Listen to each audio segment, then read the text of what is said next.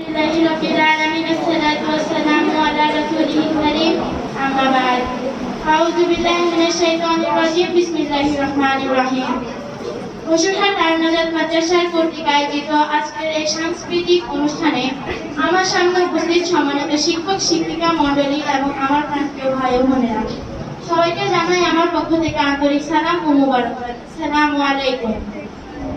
আজকে বসুরহাট আল-নাজাত মাদ্রাসার সাংস্কৃতিক অনুষ্ঠানে উপস্থিত বক্তৃতায় আমার নির্ধারিত বিষয় আমাদের মাদ্রাসা।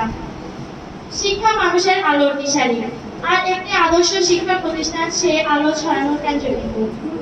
আমি অত্যন্ত আনন্দের সাথে বলতে চাই যে আমি বসুরহাট আল-নাজাত মাদ্রাসার 6ষ্ঠ শ্রেণীর একজন শিক্ষার্থী।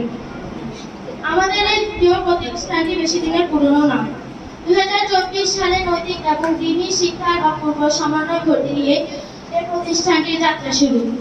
অত্যন্ত সুন্দর ও মনোরম পরিবেশে বসুরহাট হাই স্কুল গেটের সামনে আমাদের মাদ্রাসাটি অবস্থিত।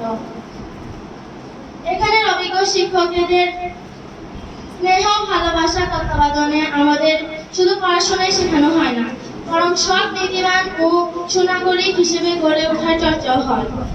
প্রতিষ্ঠানের শৃঙ্খলা চমৎকার পাঠদান পদ্ধতিও।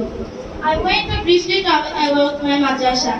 Boshuerhat Al-Najaat Madrasa is a well-disciplined madrasa. Yeah, the teachers are very caring. They love us very much and they look after us.